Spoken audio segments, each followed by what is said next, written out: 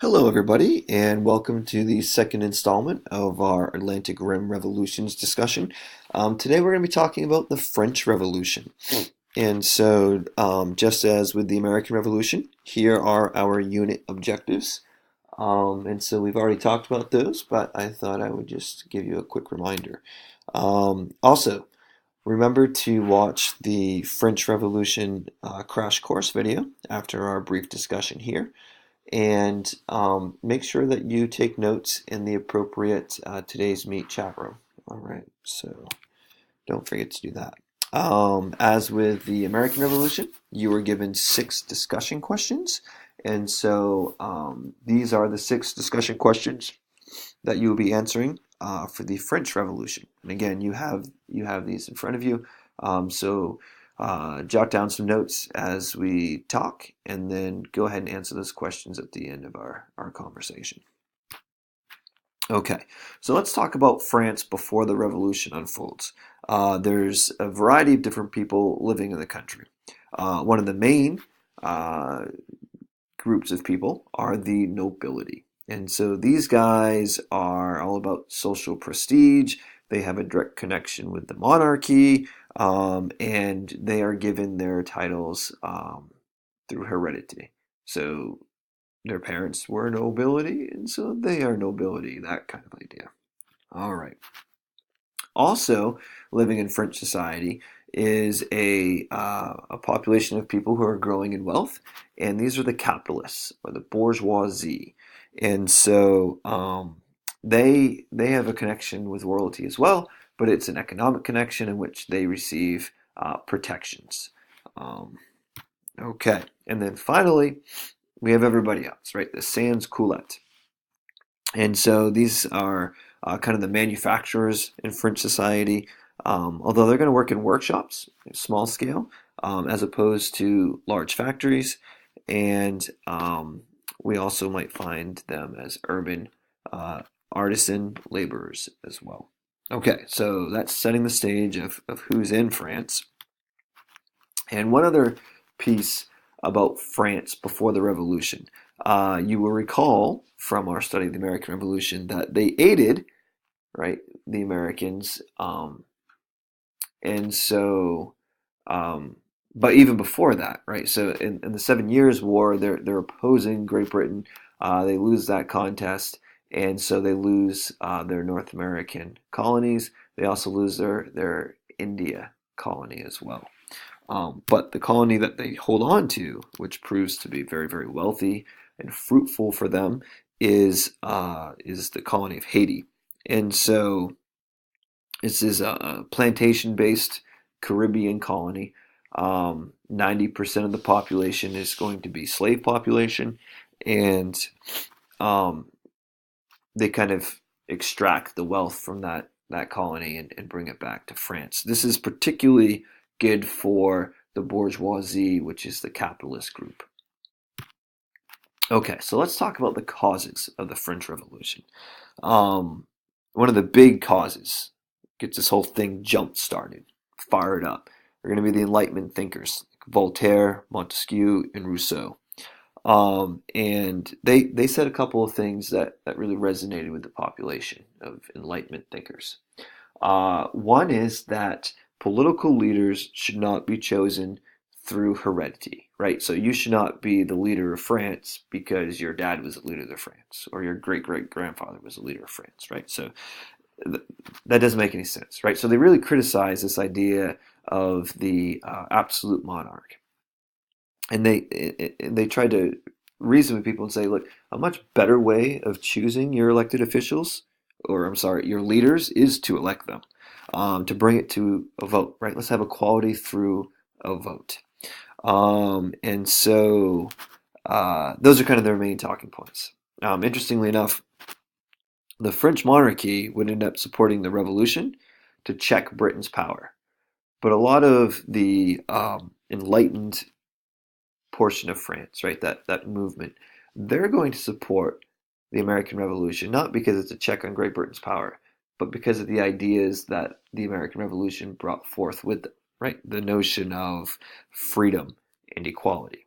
And again, just as we did with the American Revolution, we're really going to frame the context of the French Revolution in those same elements, freedom and equality. And what does that mean to the different portions of society living within this particular nation?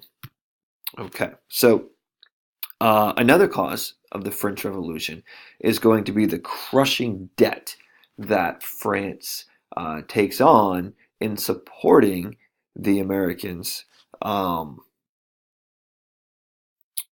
the American Revolution. And so King Louis the 16th really is kind of an apt leader. He can't deal with this. And so he calls a meeting of the Estates General. And so the States General is made up of delegates, right? People who are supposed to represent larger portions of the population. And so you have delegates from the clergy, the nobility, and then what is known as the Third Estate. And essentially, the Third Estate is everybody else in French society. And so all of these guys are supposed to bring with them grievances that their delegates are telling them about.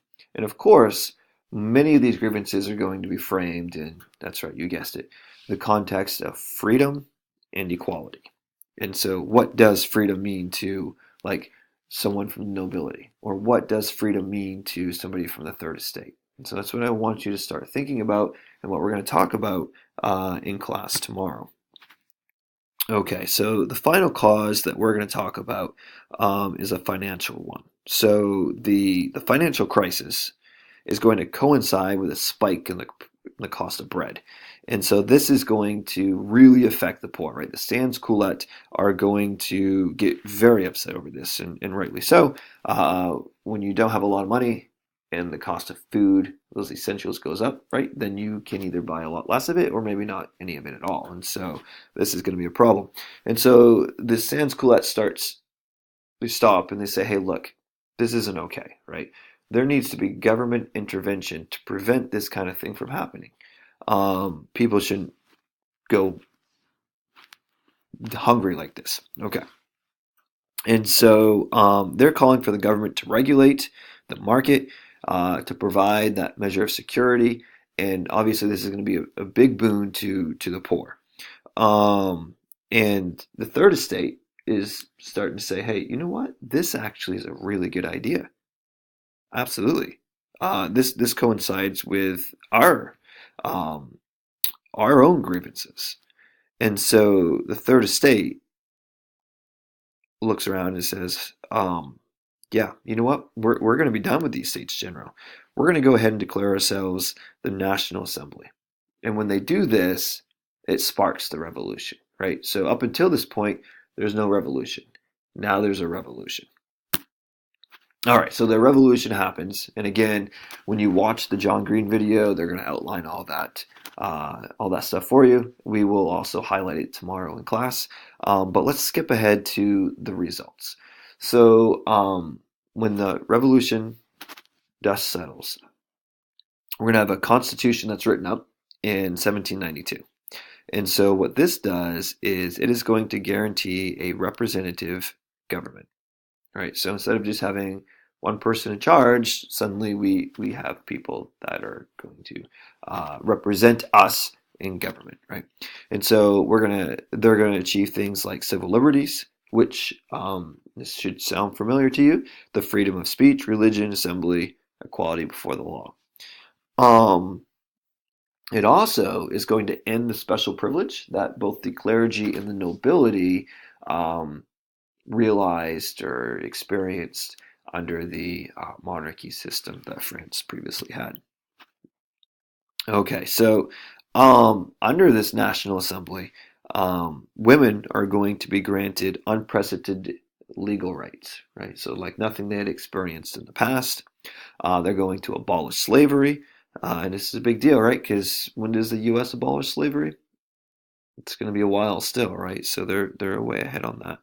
And they're going to institute price control so they get that government intervention in the market. So as great as these reforms are, unfortunately, they're going to be rolled back once Napoleon declares himself emperor and in a coup d'état. So let's talk more about the little guy, Napoleon. So he is not as big on the whole representative government thing. He kind of shuts that down. But he does keep in place in his Napoleonic Code of 1807 the notion of equality before the law and those civil liberties as well, with the exception of the freedom of speech. I'm sorry, the freedom of press. Freedom of speech, yes. Freedom of press, no. And then finally, the third phase of this revolution, right? So when King Louis XVIII becomes monarch again, it's a different monarchy than previously, right? So it's not absolute. And so there's a constitutional convention that's going to limit the monarch's authority. The degree of representative government is going to be there, but it's a lot smaller, right? So now, kind of the small, wealthy portion of French society is going to actually vote, right? And so, a couple of things stay in place though: equality before the law, and then those civil liberties, with the exception of the freedom of press. So, there you have it. That's the French Revolution, at least what France was like before the Revolution, what the causes were, and then what the results were.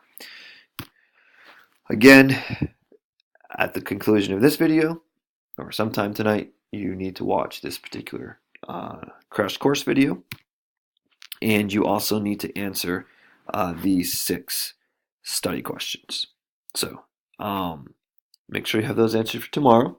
There'll be a short quiz to ensure that you, 1, watched this video, and 2, understood what was being said. And we'll see you tomorrow. All right.